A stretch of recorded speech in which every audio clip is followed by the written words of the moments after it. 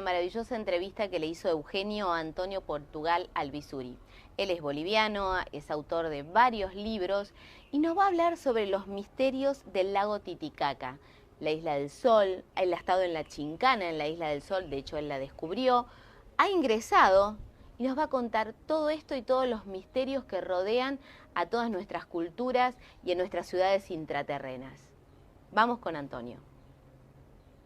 Esa es mi tarea, dar a conocer lo que tenemos en los Andes y en la Amazonía.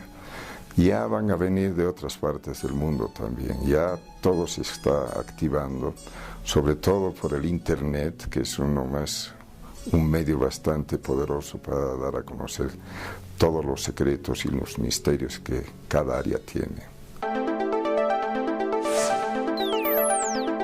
He nacido en Chilumani, en la parte semiamazónica de los Yungas, ¿no?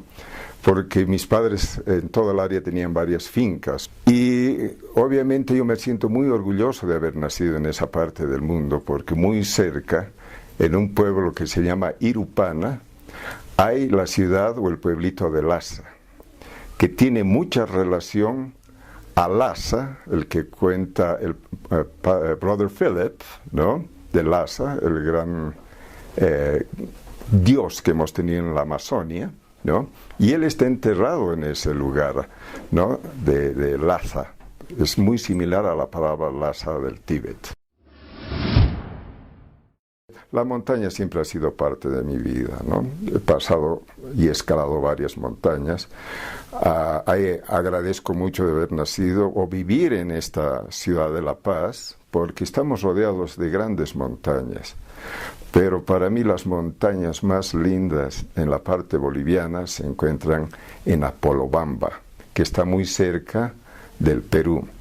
Y ahí es donde escribí un libro que relaciona a los tibetanos que fugaron del Tíbet en 1953, una vez que tomaron la China. Entonces, estos tibetanos, muchos de ellos escaparon o huyeron del lugar, muchos a la India, al Nepal, y muchos también vinieron a Sudamérica. En la parte de Sudamérica se asentaron entre el Ecuador y Colombia, en la cordillera andina, en el Perú bastante, por Huayllas, pero donde sí están viviendo desde hace mucho tiempo y ya están conviviendo con los callahuayas, que son los curanderos de la parte andina. Tienen un lamasterio, que es una cueva natural, ¿no? Y ya están conviviendo unos con otros, pero todavía mantienen el lugar invisible. Muchas cadenas de televisión internacional me ofrecieron mucho dinero para que dé a conocer exactamente dónde se encontraban. Y yo dije que no íbamos a perturbar esa paz que tenían.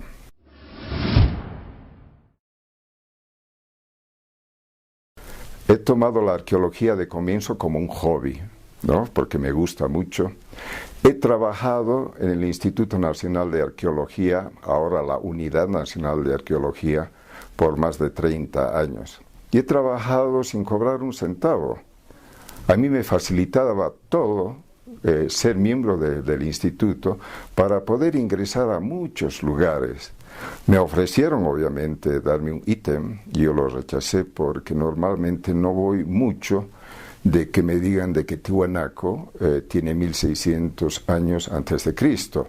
Para mí es igual que Poznański, ¿no? Estamos hablando de 15 a 20 mil años antes. Entonces, ha habido todas estas divergencias con arqueólogos, a quienes he conocido, he respetado, y muchos de ellos me han ayudado siempre, ¿no? Y tengo que reconocer todo aquello. Pero la arqueología es parte de mi vida también. En 2009... llevamos una especie de georradar a Tiwanaku de marca japonesa que cuesta $500,000. Entonces extendimos unos cables eléctricos por 180 metros de largo, ¿no? Que es lo que íbamos a buscar, lo que iba debajo del subsuelo de Tiwanaku, ¿no? Estos tienen unas estacas electrónicas que, se juntando, se van a una especie de CPU. Entonces no hay que tocar absolutamente nada y esperar 6 horas por cada estudio. Afortunadamente al día siguiente, y viendo ya en la computadora, pudimos observar en colores lo que estaba debajo del Tiwanaku. En uno de nuestros descubrimientos, no se puede decir descubrimientos, de las anomalías que encontramos debajo del Tiwanaku, encontramos cámaras que tienen un ancho o un largo hasta casi de 10 metros. Y las chincanas o los túneles que están al otro lado. Como también encontramos en el otro de los estudios una pirámide que no está trunca, sino que termina en punta, ¿no? Bastante grande, que también en su momento lo daremos a conocer. Entonces, debajo del Tiwanaku hay muchos secretos, hay mucho que excavar. Actualmente los arqueólogos son aymaras, ¿no? Ellos han tomado parte de lo que es Tiwanaku. Espero que lo hagan bien, pero Tiwanaku está apenas, como decimos en Bolivia, poquito rascado. Por debajo hay mucho por investigar. Tiwanaku está muy bien resguardado por los guardianes astrales. Todo comenzó en el lago Titicaca, en la Isla del Sol. El primer puerto que uno llega normalmente es Iumani. Yo nunca había estado antes en la Isla del Sol, pero sí tenía muchas fotografías aerofotométricas donde sí estudiaba en 3D de esa época, ¿no? Que era medio complicado. Entonces subí las escalinatas, caminé casi toda la isla, ¿no? Además viendo el lugar es sensacional. El azul del lago y al fondo las montañas andinas, ¿no? Yo decía, ¿por qué no me canso, ¿no? Después de caminar tantas horas? Era la energía del lago Titicaca y la energía que venía como un reflejo de los Andes hacia mi persona.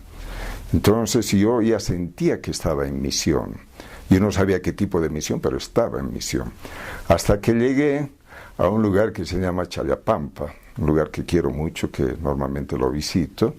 Ahí conocí a un gran amigo, al Chino Arias, que actualmente ya está casado, tiene sus hijos. Este niño, en realidad, de aquella época me introdujo a sus padres. Y, bueno, hicieron una fiesta en la noche. Al día siguiente yo tenía un poquito de resaca porque te invitan nomás, pues trago los aymaras, los queridos hermanos aymaras. Y al día siguiente subí a la parte más alta y desde ahí en el atardecer comencé a ver cómo llegaban los botes, las balsas de Totora, las llamitas con la gente que volvía después de haber obtenido el sustento de cada día, ¿no? Las papas, las ocas de sus chacras. Y en eso decía, estoy solo en este lugar, ¿cómo no quisiera compartir con alguien más todas estas experiencias? Y en ese momento se aparecieron 2 viejitos aymaras, muy viejitos, porque tenían la cara, los dos, arrugadísima por el pasar del tiempo. Eran Juana y Pascual. Entonces yo me acerco y les digo, ¿ustedes viven acá? Miren toda esta belleza. Y me dicen, no, nosotros venimos del lago menor, del lago Titicaca. Ustedes saben que el lago Titicaca está dividido entre el lago mayor, el estrecho de Tiquina y el lago menor, ¿no? Entonces ellos me dicen, venimos del lago menor porque tenemos nuestros nietos acá y mi yerno, ¿no? Que los alojaba. Entonces les comenté el por qué estaba en la Isla del Sol, porque me lo habían preguntado. Entonces le dijo, además de ver toda esta belleza, yo vengo con trabajos arqueológicos. Les expliqué de qué se trataba y Pascual, agarrando un palito en la tierra, me dijo, en el lago menor de donde yo vengo existe una chincana.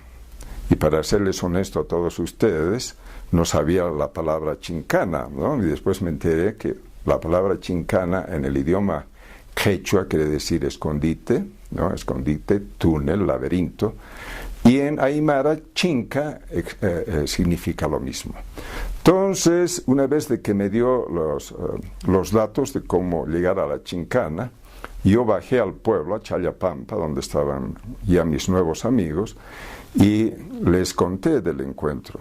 Nadie lo conocía, ni al yerno, ¿no? Y desde ese momento comencé a darme cuenta de que ellos habían venido de años anteriores, estoy hablando de varios miles de años, para encontrarse conmigo. Volví a la ciudad de La Paz y había llegado casualmente un amigo que vivía en San Francisco, ¿no?, con quien decidimos ir a la Chincana, a buscar la Chincana. Llegamos al pueblo donde nos había indicado este viejito y nadie lo conocía, y apareció Pascual, otro aymara, y me dijo: lo estaba esperando desde ayer, yo los voy a llevar donde está la Chincana. Y es así que nos llevó hasta las orillas del lago. Yo dejé el auto un poco protegido, y bueno, llevamos nuestros picos, nuestras palas, etcétera, etcétera, creyendo de que íbamos a encontrar algo importante, y así fue. Porque llegamos al lugar, todo estaba, estábamos encima de unas chacras, lugares donde crecen las papas, las habas y todo, y el hombre me dice: es aquí donde está la Chincana. Entonces yo les digo: bueno, pues hay que comenzar a trabajar, y comenzamos a trabajar para abrir, y encontramos la tapa. Pero imagínense una tapa que mide 2,50 por 2 de ancho. Para 3 personas es totalmente imposible mover, es mucho peso. Pero este hombre tenía sus secretos. Moviendo lugares de la tapa, llegó a levantarla, y nosotros poníamos como cuñas, piedras, y así se movió la tapa. Al momento de que destapamos, salió un olor muy fuerte, horrible, y me dio la sensación de que había abierto una tumba. Entonces dije: pues me van a acusar por profanador. Entonces estaba decidido a volver a tapar el lugar. Entonces mentalmente me dije: bueno, por algo estamos acá, y decidimos entrar. El asunto es que todos estábamos asustados, pues imagínense, era quién entra primero. Le decimos a Pascual, al campesino, y dijo, movió su dedo y dijo que no iba a entrar. Juan Carlos al final se animó y fue el primero que entró, pero salió de inmediato, asustadísimo, y me dijo: se me han aparecido 2 almas.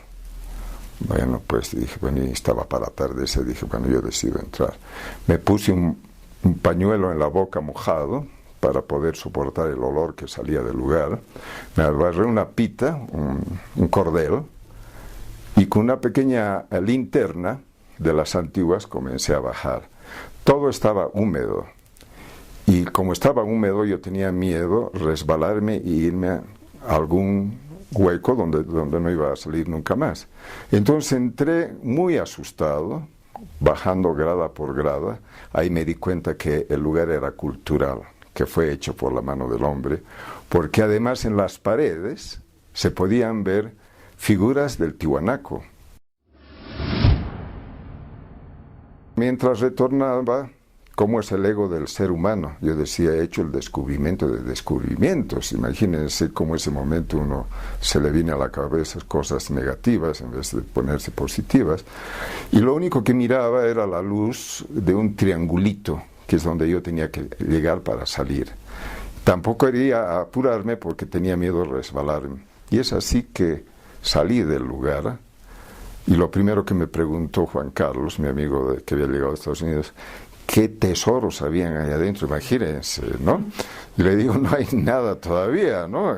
Volveremos con equipos de primera, ¿no? Eso es lo que decidimos: llevar un generador de luz, llevar equipos de fotografía, de filmación, y dar a conocer al mundo. Días después lo conocí a Hugo Boero, un arqueólogo conocidísimo. Desafortunadamente él ha fallecido muchos años atrás, y decidimos hacer una documental. Habíamos quedado el día, la fecha y todo para volver al lugar, pero noche antes de ir al lugar, yo vivía en la casa de mis padres, me metí al dormitorio, me metí en cama, y siempre tengo un libro para leer, de lo contrario yo no puedo dormir si no leo algo. Apagué la luz, y a los pocos segundos, no de las puertas, sino de las paredes, pasaron 2 seres de luz. Uno de los seres de luz se puso delante de mí parado, y el otro lentamente se acercó a mi lecho, a mi cama, se sentó en mi cama y me agarró el brazo izquierdo. Lo interesante de esto es de que mi brazo izquierdo, con esa luminosidad que tenían estos, se contagió, mi brazo también comenzó a iluminarse. Yo quería gritar y no podía porque me habían paralizado, estaba totalmente paralizado. Y posiblemente por el miedo, me comenzó a salir sangre de la nariz, que no podía respirar porque estaba ya poniéndose dura la sangre. Y ahí es cuando comenzaron a enviarme telepáticamente información. Lo más importante de esto fue de que me dijeron: te estamos preparando porque tienes misiones que realizar en el futuro. Ahora tú no puedes dar a conocer al mundo aún lo que está en la chincana que has entrado, ¿no? Y me dieron algunas cuestiones que todavía las tengo guardadas y que poco a poco las voy a dar a conocer. Es más o menos reduciendo lo que me sucedió desde la isla. Hasta ese día, mi manera de ser era muy poco sensible, digamos. Yo era un tipo de Santo Tomás, ¿no? Ver para creer. Y desde ese día cambió mi vida, ¿no? Porque los misterios que tiene el planeta Tierra son diversos y en todas partes del mundo, ¿no? Entonces, me dijeron que en 2 semanas más volverían, porque me prepararían para salir en el plano astral. Y así fue, me sacaron de la casa una de esas noches, y lo interesante de esto es de que llovía, y yo estaba seguro que el momento que me salí, porque estaba escuchando música de Cat Stevens con los headphones o los auriculares, por mantener la tranquilidad de mis padres que ya descansaban, ¿no? Porque era más de medianoche. Entonces me vi tumbado en el techo del dormitorio, de la living en realidad, y me salí a la calle. Y vi un par de personas que andaban con su paraguas y yo les gritaba que me ayuden, porque yo estaba seguro que me había muerto y que ya mi espíritu se estaba yendo, ¿no? Y dentro de mí yo decía, ni me he despedido de mis padres, de mis hermanos, de mis amigos, de la novia que tenía en aquella época. Y dije, bueno, me ha llegado la hora. Y comencé a volar, en el sentido bueno de la palabra, por encima de las calles cerca de donde vivía hasta que llegué a la ciudad del Alto, donde se encuentra el aeropuerto internacional. Vi el aeropuerto iluminado, y lentamente comencé a volar hacia la montaña del Huayna Potosí, donde me detuve. Mientras estábamos en la montaña de Huayna Potosí nevaba, y en el lado de las ciudades, porque en la noche podía ver la ciudad del Alto y parte de la ciudad de La Paz, más el Illimani y el Mururata, que son centinelas de nuestra ciudad. Entonces yo decía, ¿por qué no me cuidan los que me han dicho de que todo estaba renegando dentro en el plano astral? Lo único que quería era volver a mi cuerpo. Entonces hice los ademanes de que estaba nadando y comencé a avanzar y lentamente pasé por la ciudad, pasé por la casa del vecino, entré por el lado de la cocina y había una antesala en la casa de mis padres. Y desde la antesala pude ver mi cuerpo que estaba en un sillón escuchando música, con mi boca abierta botando saliva. Y comencé ya a sentir nuevamente las canciones de Cat Stevens, ¿no? Y dentro de las canciones de Cat Stevens me vuelven a hablar en los headphones de que tendría que ir a la ciudad Luz que se encuentra en el Lago Menor. La segunda experiencia fue de ir a visitar la ciudad de Luz, donde vinieron a recogerme. Momentos antes sentí que mi cuerpo también estaba ya en el lecho, en la cama. Se comenzó a paralizar. Entonces yo ya sé cuando voy a salir en astral o cuando vienen, de que todo se paraliza en mí, no puedo mover ni las pestañas, ¿no? Me sacaron, pero esta vez el vuelo astral fue muy rápido. Entramos por el estrecho de Tiquina, debajo del lago, y comenzamos a entrar a unos túneles que se agrandaban y se acortaban, ¿no? Se ensanchaban y disminuían. Pero mientras viajaba con un ser, o sea, estos son mis guías astrales, uno estaba delante de mí y el otro estaba en la parte posterior. El que iba delante, por algún fenómeno, hacía de que se prenda una luz tipo neón, ¿no? E iluminaba el lugar por donde estábamos viajando. Entonces yo podía ver las chincanas o los túneles.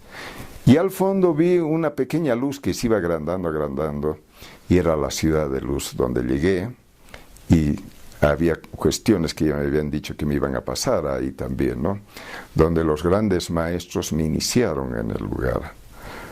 Era interesante porque cuando aparecieron los grandes maestros en los domos, porque esta es una ciudad tipo domo, que es de un color más o menos beige, ¿no? Y que hay mucha actividad ahí adentro, ¿no? Hay, por ejemplo, una cuestión que me llamó la atención mientras yo esperaba ir a esta reunión, a encontrarme con los seres mayores, era de que había una especie de pantallas de televisión gigantes, pero tan delgadas como un papel, que se movían inclusive. Y ahí podíamos ver todo el, como nosotros decimos en Aymara, los aymaras dicen Huila Jawira, ¿no? El río de estrellas o la Vía Láctea, ¿no? Por todo el asunto. Y podíamos ver actividad de platos que se movían, platillos voladores, ¿no? Y por el otro lado, en otra de las pantallas divididas, el lago Titicaca, la Isla del Sol, me acuerdo muy bien, ¿no? Como la enfocaba. Y estos individuos, que en realidad no parecían caminar sino flotar, de sus cabezas botaban o emitían luces de colores. Yo me di cuenta que se comunicaban de esa manera, hasta que vinieron mis guías astrales y me llevaron donde los grandes maestros.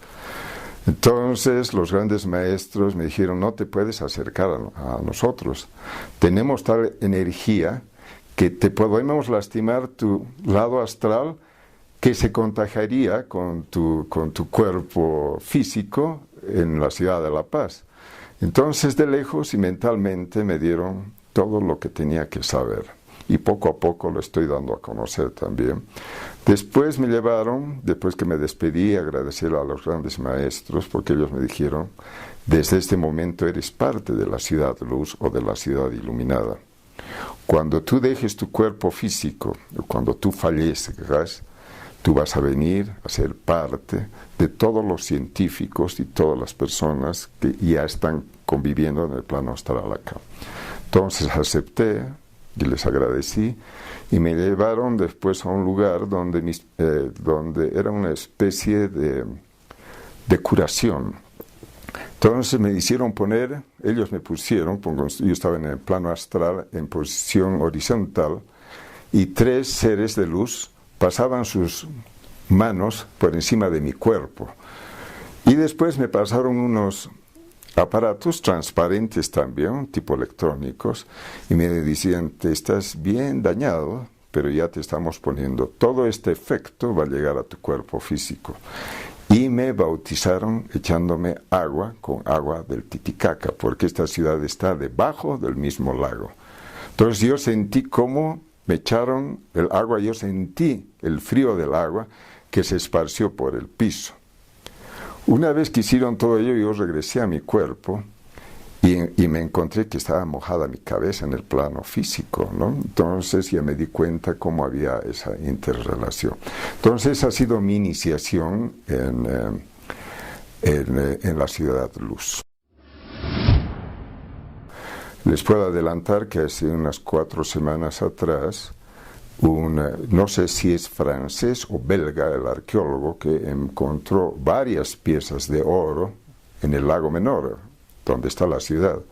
Y tengo entendido que él dijo, tiene que haber una ciudad, imagínense. Entonces ya están comenzando a coincidir mis libros con lo que yo había escrito lo que me va a suceder en los años 80, con lo que está sucediendo ahora. Espero que así sea. Años atrás, el lago Titicaca llegaba hasta el Tiwanaku, y eso lo pongo en mi último libro, que lo he editado hace un mes atrás, que se llama Pacari, el gigante andino, que me cuenta cómo han construido Tiwanaku, ¿no? Eso ya lo haremos en otra entrevista, pero todo el Ande tiene una interconexión, incluyendo la Amazonía, porque ha habido una interconexión, valga de la redundancia, entre la Amazonia y el Tiwanaku, los Andes. En el último libro de Pacari, el gigante andino, Es un anexo donde un arqueólogo peruano que ha vivido muchos años acá, José Huidobro, quien, bueno, pues sé que está bien en el otro plano, me dio esta información hace muchos años y yo le he dado a conocer ahora en el libro. Se trata de que debajo de Tiwanaku, en un área debajo del Tiwanaku, se encuentran dos gigantes de más de 3 metros más un cíclope. En las paredes de esta cámara, en realidad, hay escrituras antiguas, ¿no?, que todavía no se las han descifrado, más una especie gigante de computadora que lo que nosotros creemos, porque no estamos al seguro, es como están latentes, no están destruidos los cuerpos, es que estas computadoras los vuelven a la vida en el momento oportuno. Y de estas cámaras, ya les he contado, hay varias por todo Tiwanaku, y también en el lado de Oruro, que es donde escribo también, ¿no?, donde en aquellas cámaras, en aquella ciudad, la ciudad se llama Ciudad Latente, se encuentran los enanos, los cíclopes, los gigantes, que están activos, ¿no?, en misiones. Quisiera hablar un poquito sobre el idioma aymara, ¿no? El idioma aymara, y nosotros no lo sabíamos hasta hace muy poco tiempo atrás, está considerado como uno de los idiomas más importantes que tiene ahora el planeta Tierra. Las universidades en Europa y en Estados Unidos lo están aprendiendo muy rápidamente. ¿Por qué? Porque hay un científico, muy amigo mío, Iván Guzmán de Rojas, inventó un traductor que se llama el Atamiri, y que tenemos también el chat, que se llama Hopuchawi, Hopucha de hablar, Atamiri traductor, donde este idioma es un puente, el idioma aymara, para traducir simultáneamente 14 idiomas hasta ahora. Un ejemplo, si usted escribe una carta en español o un documento español y decide que ese documento o carta llegue a Francia, Italia, Alemania, Inglaterra, Japón y más otros países, con solo apretar un botón, automáticamente ya llegan traducidos a sus países, ¿no? Entonces, hemos sacado la conclusión de que el idioma aymara es uno de los idiomas madres del planeta Tierra. Posiblemente no sea el único, porque todavía no hemos encontrado otro, pero el idioma aymara sí es uno de los idiomas madres del planeta Tierra.